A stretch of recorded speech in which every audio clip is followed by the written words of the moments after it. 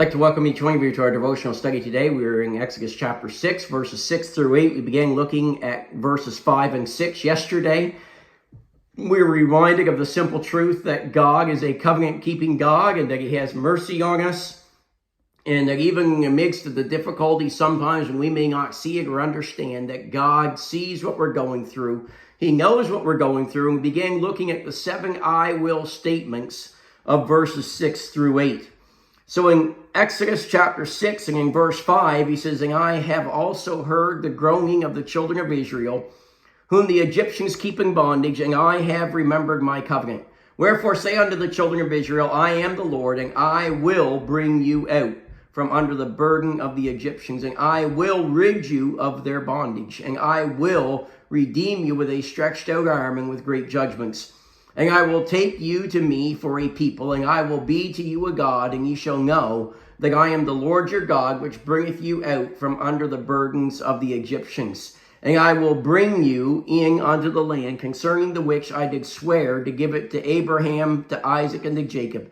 And I will give it you for an heritage. I am the Lord." So as we began going through these verses, we've been looking at these 7 I will statements that God makes here to reassure Moses and to reassure the people of Israel of what he would do for them. We saw yesterday in verse 6 that he said, "I will bring you out from under your burdens, and I will rid you out of their bondage," reminding us of the truth that through the person of Jesus Christ, there is victory over the penalty of sin, and there is victory over the power of sin in our life, that sin does not have to have dominion over us.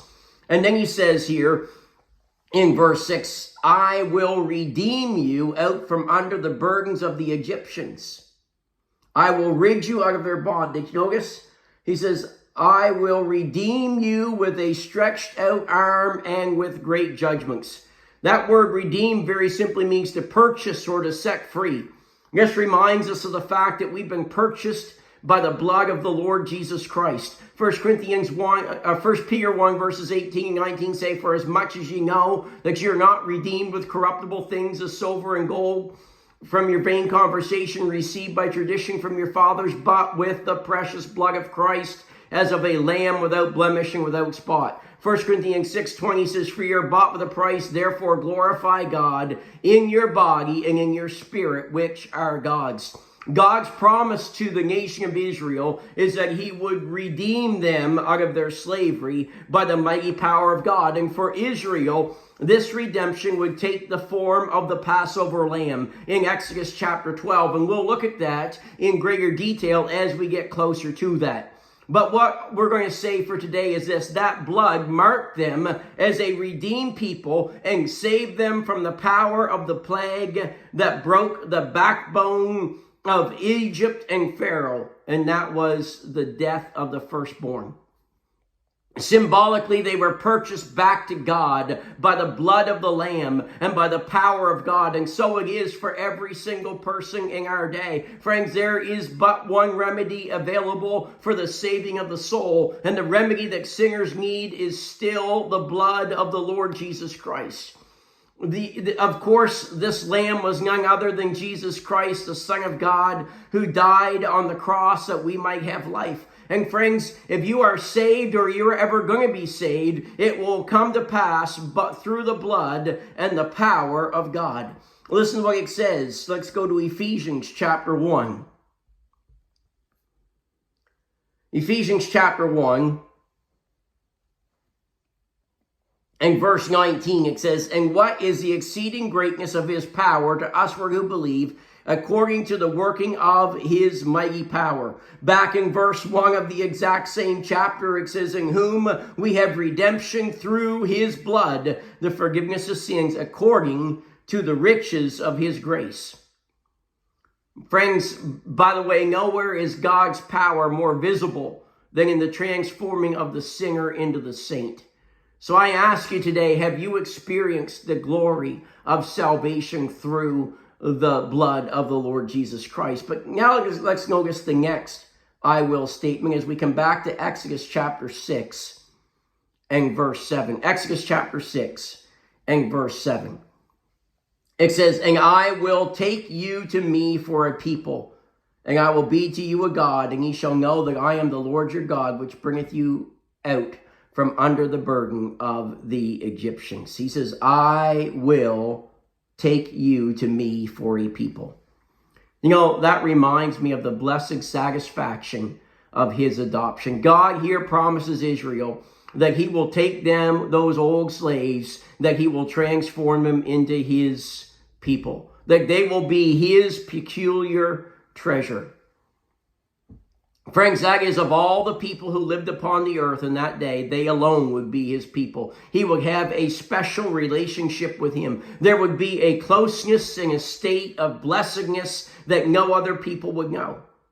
You say, well, why for this special standing? Why this choice of this people? Well, very simply, because they had followed his plan of redemption to the letter. They had trusted their future to the blood of the Lamb. They had believed God by faith, and he accepted them on these grounds alone. And friends, that is why this people are a special people. That is why he adopted them as his people. And by the way, friends, that's still how it works today. If a person wants to be in a relationship with God, it will not come through joining a church. It will not come through baptism. It will not come through doing some religious exercises. The plan of God has never changed. Hebrews 9:22 says that without the shedding of blood, that there is no remission of sin. Old sinners are made into the saints of God by merely placing faith in the blood that was shed by Jesus Christ upon the cross of Calvary.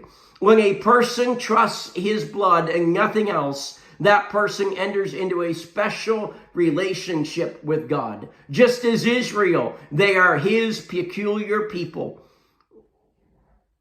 Friends, are you a part of the chosen people? Are you involved in a special relationship with the God the Father through the blood of his Son, Jesus Christ? But friends, not only did he promise to accept these people, he also promised to prove his acceptance of them by demonstrating his power on their behalf. Notice what he said in verse 7. He says, I will take you to me for a people, and I will be to you a God, and ye shall know that I am the Lord your God, which bringeth you out from under the burdens of the Egyptians. Friends, as they journeyed through the promised land, they received blessings that would not only come to them from the hand of God, that would only come to them from the hand of God. Think of the pillar of cloud and the pillar of fire. Think of the parting of the Red Sea. Think of the manna that fell from heaven. Think of the water from the rock. Think of the victory over their enemies. And the list could go on, because his approval of Israel as a people was demonstrated to them every day. And friends, such is the experience of those who have trusted Christ. Every day of our lives, we enjoy the manifestation of his approval and the blessings that we enjoy as his children. Listen to his promise. 2 Corinthians chapter 6. 2 Corinthians chapter 6 and in verse 16, it says this, what agreement hath the temple of God with idols? For ye are the temple of the living God, as God has said, I will dwell in them and walk in them, and I will be their God, and they shall be my people. Oh, friends, what a wonderful privilege is ours as a people of God, to think of his promise that he will dwell among us, that he will walk among us, he will be our God, and we shall be his people. I'm reminded of what he said back in Psalm chapter 68. In verse 19, he says, blessed be the Lord, who daily loadeth us with benefits, even the God of our salvation, Selah. Friends, that's why those who know him and walk in close communion with him are a happy, satisfied people. God is so good to us every day of our lives.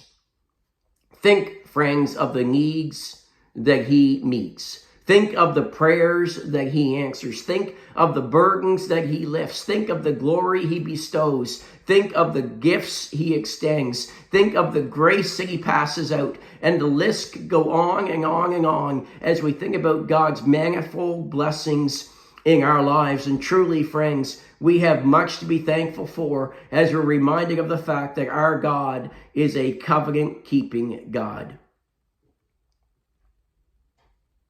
Friends, only God could do for them what was done for them, and only God can do for us what he's done for us. Praise his holy name. Have a great day.